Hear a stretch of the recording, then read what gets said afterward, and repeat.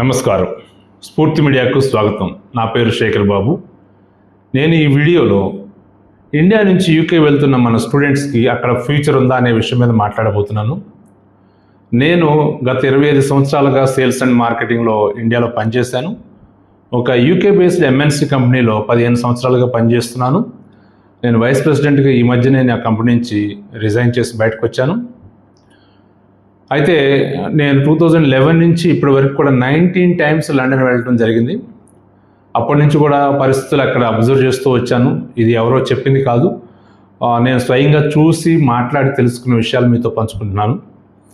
అక్కడ 2011 నుంచి వెళ్తున్నప్పుడు అప్పుడు బాగా ప్లేస్మెంట్స్ బాగుండే, మన స్టూడెంట్స్ మంచిగానే వెళ్ళి సెటిల్ అవుతుండేవాళ్ళు. కానీ దాదాపుగా 7-8 సంవత్సరాల నుంచి పరిస్థితులు చాలా దారుణంగా తయారవుతున్నాయి. అక్కడ ప్లేస్మెంట్స్ లేవు.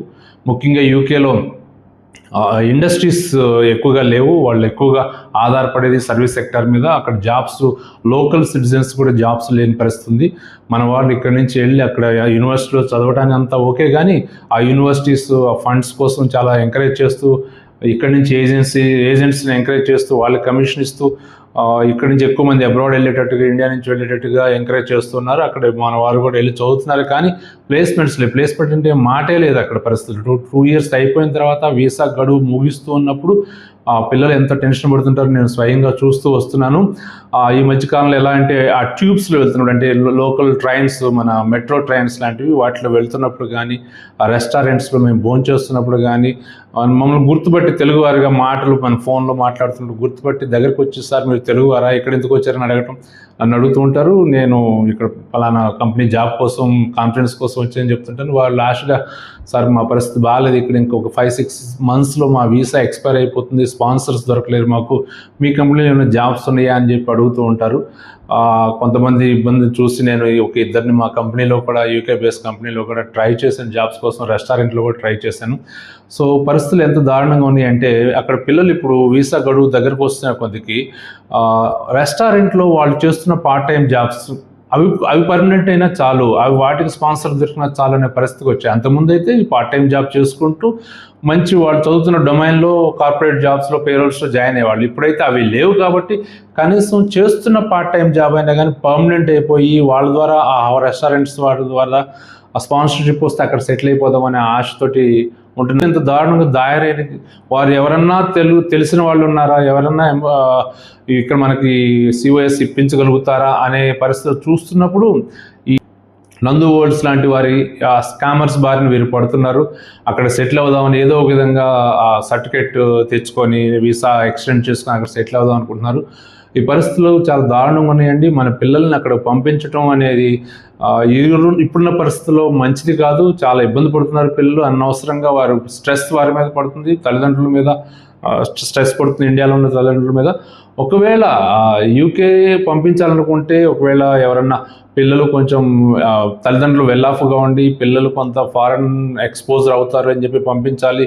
ఒక 40-50 lakhs అయినా పర్లేదు పంపించాలి. ఒక ఎడ్యుకేషన్ ఎక్స్పీరియన్స్ వస్తుంది, ఫారెన్ ఎక్స్పీరియన్స్ వస్తుందని పంపిస్తే అది ఓకే. కానీ ఒకవేళ అక్కడ సెటిల్ కావాలి, జాబ్ చేయాలనే ఉద్దేశంతో ఉంటే, ఈ యునైటెడ్ కింగ్డమ్స్లో ఉన్న 4 countries, Scotland, Wales, England, Northern Ireland, ఇవి పంపడం అనేది చాలా మంచివి కాదండి. దానివల్ల నష్టం తప్ప ఏం లేదు. ఫైనాన్షియల్గా, టైం పరంగా నష్టం అవుతుంది. సెటిల్మెంట్ అనేది అక్కడ లేవు. పరిస్థితులు దారుణంగా ఉన్నాయి. కాబట్టి నా సజెషన్ ఏంటంటే, నేను తరచుగా అక్కడ వెళ్ళి వస్తున్నాను కాబట్టి నా పరిస్థితులు అంటే, మన పిల్లలు అలాంటి పరిస్థితులకు వెళ్లకుండా ఉండాలంటే ఆ కంట్రీస్ని అవాయిడ్ చేయడం బెటరు. మార్కెట్ కంప్లీట్గా ఓవర్ సాచురేట్ అయిపోయింది అక్కడ.